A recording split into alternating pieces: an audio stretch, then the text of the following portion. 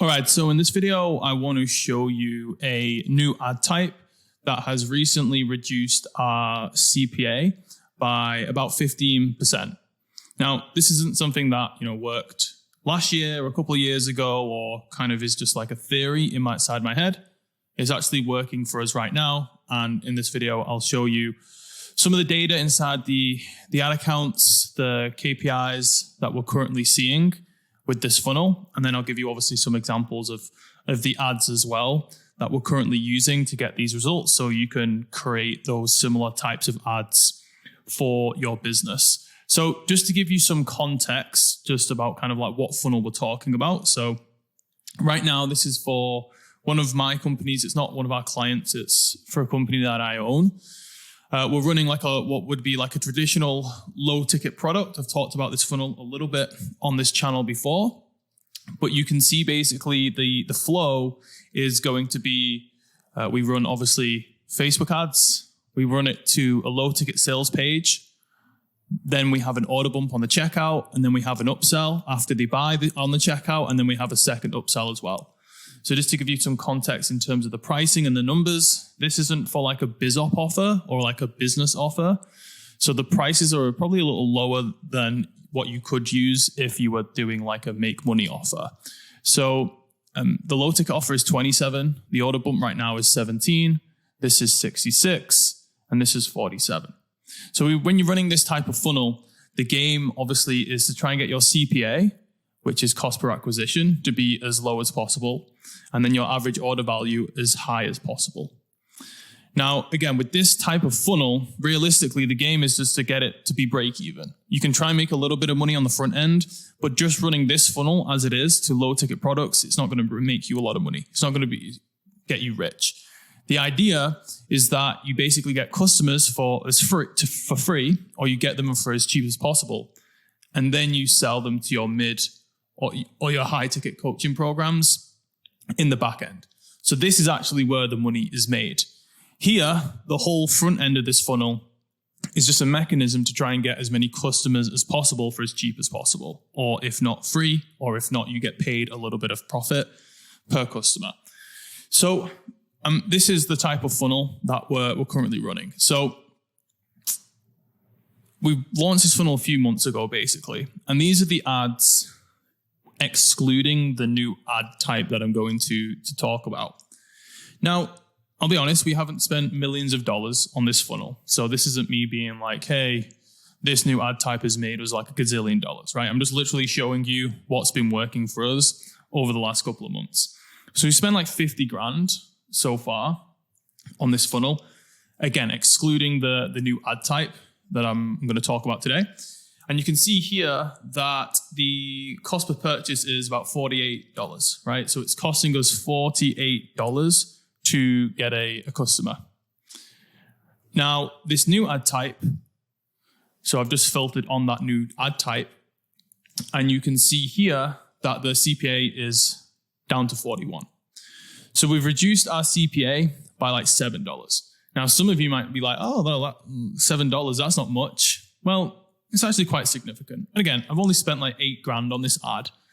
So it's not, again, high, like I'm not spending hundreds of thousands of dollars a day. But again, I'm just documenting what's working for us right now. So this is, for us, a really big result, especially when you're playing this game where you're trying to get your CPA and AOV to overlap each other. Reducing the CPA by $7 is a huge deal. So let me show you what I mean. So you can see in May, and this is our KPI sheet that we kind of track this funnel on. You can see our CPA, cost per acquisition, for May was $61. And our average order value was $48. What does this mean? It means that we're losing, what's that, like $13 every time we get a customer? So we're paying Facebook basically $13 to get a low ticket customer, which on the face of it sounds bad. But in reality, it's still not a bad result.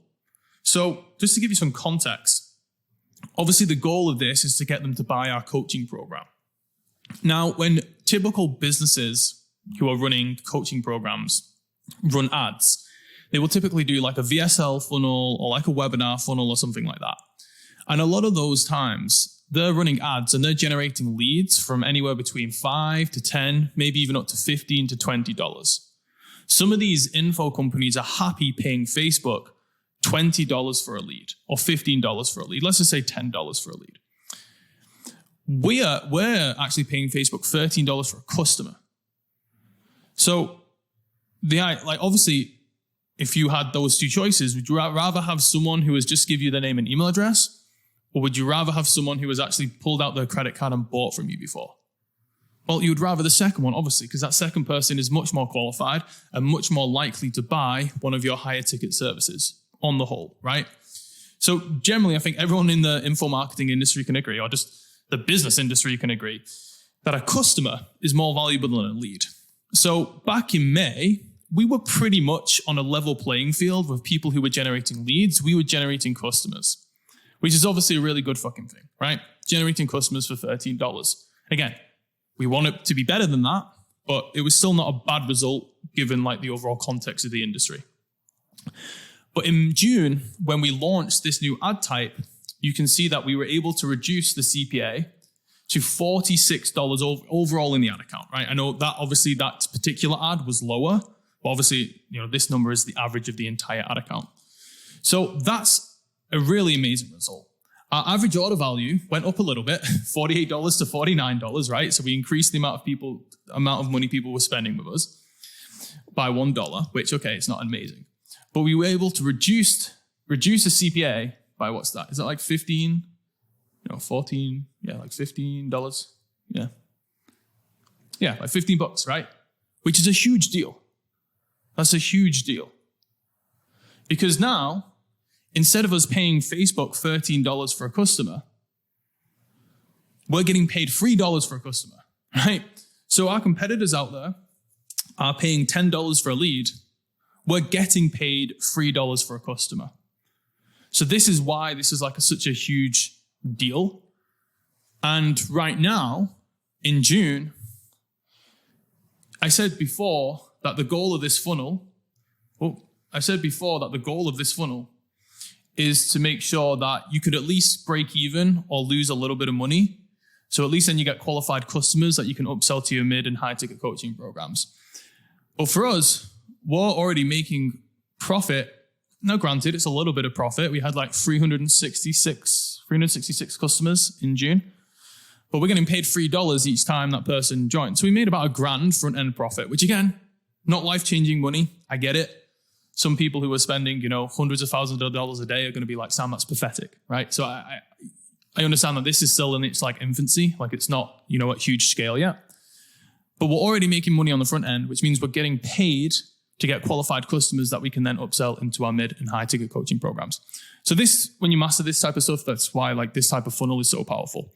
So I just wanted to give you some context of the numbers and why it's a big deal. So if we look at the typical ads that info product companies runs, right? I'm just going to pick up Cole Gordon.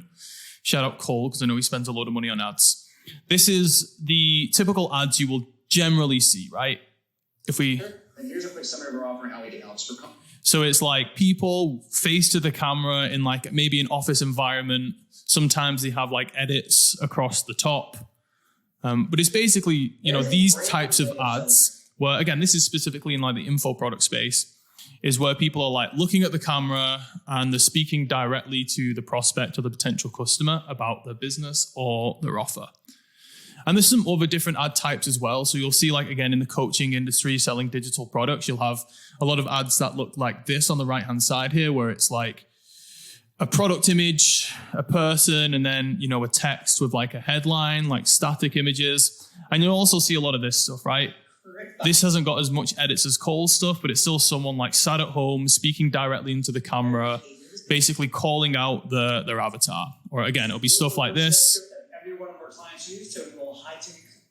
Again, these are all different. Oh no, this guy's the same, but you get the point, right? Similar types of ads. And you'll see this a lot across the whole industry. Again, we've got some more like static ad images here. This is very, very common. And I'm not saying this stuff doesn't work, because we've got some of these types of ads inside our ad account. Still one of our best performers profit-wise is my business partner speaking directly to the camera. So I'm not saying like this type of stuff like doesn't work, but this is generally what you're going to see across the board. Now, and maybe I'm just late to the game, or maybe the info product industry is just late to the game. But obviously in e-commerce, it's not even a recent thing, over the last few years, obviously UGC, user generated content, has been like really high performing for performance marketing with the ad creatives. So if you look at like e-commerce businesses here, I'm gonna make a mushroom patty. If you search for like e-commerce businesses ads in the ads library, a lot of the time you'll see stuff like this, where it's like their customers filming themselves using the product that they're promoting. And a lot of this stuff looks very native to what you would see on the newsfeed if you were scrolling. So a lot of this could be like native TikTok videos, native Instagram Reel videos, and they'll turn those videos into ads. But this is happening a little bit in the coaching industry, but I feel like it's not getting tapped into enough. So earlier this year, well, over Christmas actually, so the end of last year, start of this year, for this business, we had some organic content go pretty viral. And when I say viral, it was like, we had a few videos that did like 1 million views on Instagram, and then a few that were in between like the 500 to 1 million views range. And it was great. We got loads of leads to our email list. Like the videos worked pretty well. So as I was trying to get this funnel to work, and I was trying to figure out a way like, hey, how can we like reduce our CPA? One of the biggest things was, well, if I look at my KPI metrics here, now, sure, these numbers definitely can be improved. So, for example, it might just be easier just to show you on here.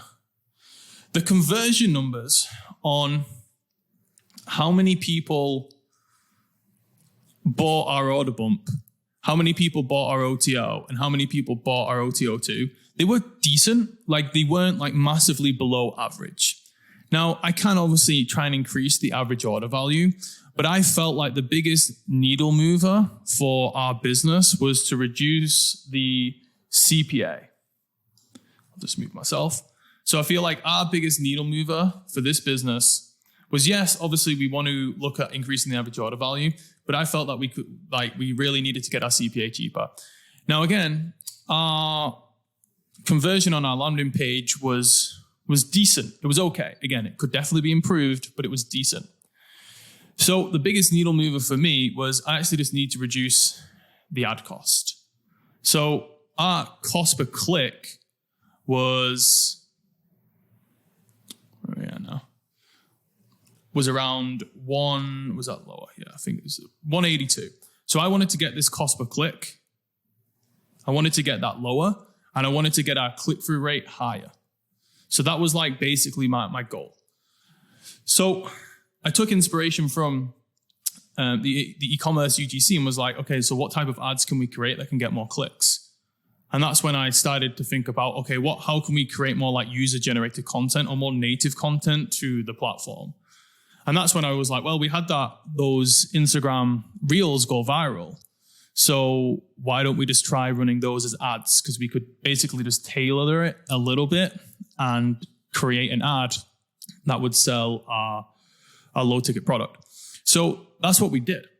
Because my business partner, she's pretty good. She's on top of like the latest Instagram trends and like what type of content is popping off. So we just leveraged that for our ads. And that was why we were able to reduce our CPA so much, is because we were creating like more native style content for the newsfeed. And you can see that let's have a look here. Our click-through rate was a lot higher. So you can see the average inside the ad account in these campaigns was 1.83. Now, before that, the click-through rate was 0.65, which is obviously really low. Now, this is skewed a little bit just because Facebook did a really weird thing. And this campaign, you can see it was 0.24. There was like one day where Facebook sent like multiple thousands of like clicks to this campaign, and it kind of messed up you can see the CPMs way off there, 2.2, which is just stupidly low. So these numbers don't make sense. But basically, these numbers are bringing down the average a little bit. So our click-through rate wasn't necessarily 0.65. It was a little bit higher than that. You can see from the average from the other campaigns. But it definitely wasn't as high as 1.83. So including these real style ads massively reduced our cost per click. You can see it was 0.83 and our click-through rate was 1.83. If you look at before, again, skewed a little bit because of that weird campaign, but the click-through rate was 0.65 and the cost per click was 1.73. So we basically doubled our click-through rate and we reduced our cost per click by half. Now, my obviously immediate reaction to that is, well, is this going to send really low quality clicks to the sales page? Is it just going to be people clicking and then not realizing that it's actually an ad for a paid product? Because in the past, what I've done is I've tried to, we went through a phase, I think last year or the year before with my agency, with some of our clients, where we created these meme style ads because they were like popping off at the time. And my gosh, they got so cheap clicks. Like they were killing it in terms of the ad metrics. But the conversions in the back end weren't very good. Now, there's a few different reasons why I think that might be, which I'll explain in a second. But basically, that was my big fear with this, was like, well, are we just going to get really cheap clicks, but no one's going to convert? So you can see in May, our sales page conversion was 2.94%, which, isn't the highest in the world. It can definitely be improved, but we were marketing to some low-cost countries in this. So obviously, it wasn't just to the US and the UK. So obviously the conversions is going to go down a little bit because obviously not everyone in those types of countries can afford it. But anyway, it was 2.94, which, whatever, it is what it is. Now, when we introduced the real ads into the equation, you can see that it reduced to 2.55%. So it dropped by, what's that, like 0.4, 0.5%, which on the face of it, that's not a good thing, right? If you make a test inside your ad account and it drops conversions by 0.5%, that's significant enough for that to be a bad result. However, it only dropped conversions by 0.4 or 0.5, but it increased the click-through rate by double and it reduced our cost per click by half. So let's just go back to here. The reduction in cost per click was low enough that the reduction in the sales page conversion was smaller.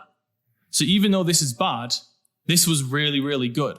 So we were just getting more volume to the page, and even though less of those people converted, it ended up being more profitable and reducing our overall CPA, which at the end of the day, this metric is most important, right?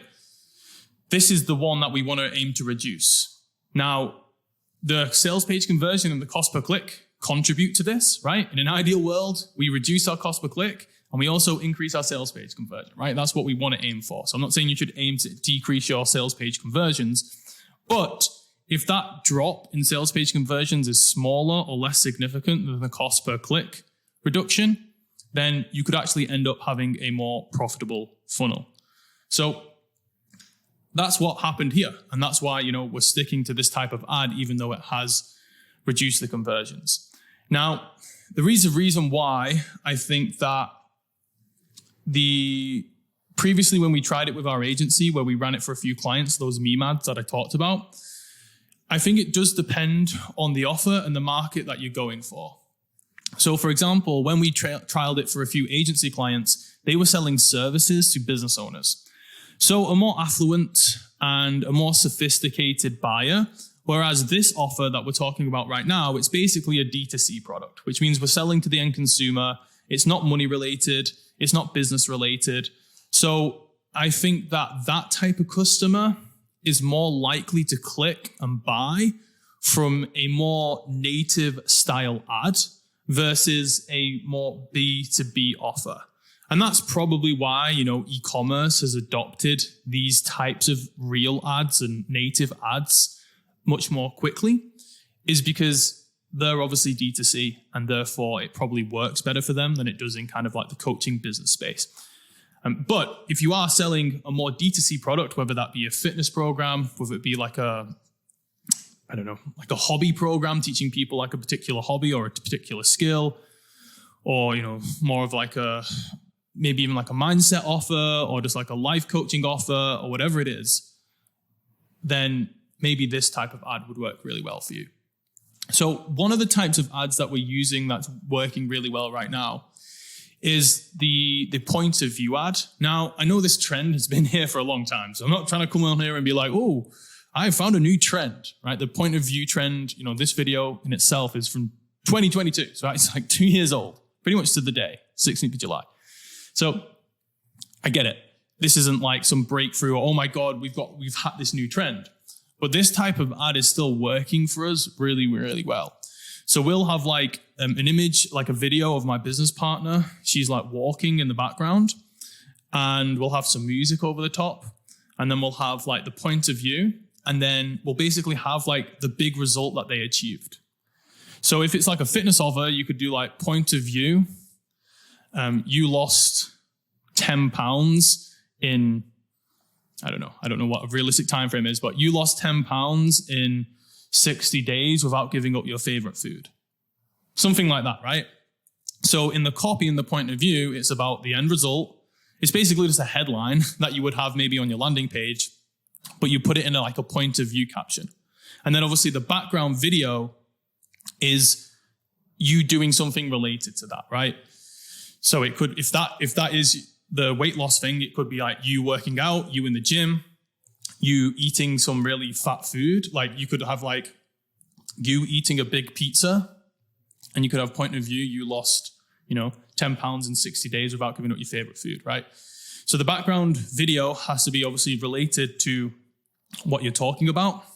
And then I basically just put like some of our winning headlines on our landing pages and in our ads, and we just put it into like a point of view caption. Now, this is the one of the ones that's working really well. Obviously not this particular ad because I don't know who Yasmin is and I don't work with Cheez-Its, but I just wanted to show you obviously like the type of example.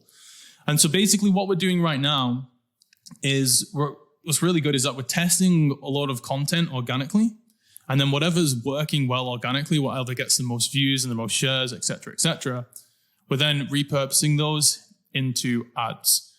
So for us, it's just like trying to find trending sounds, trending videos, and trying to create ads out of it. So like another example is this type of like sound.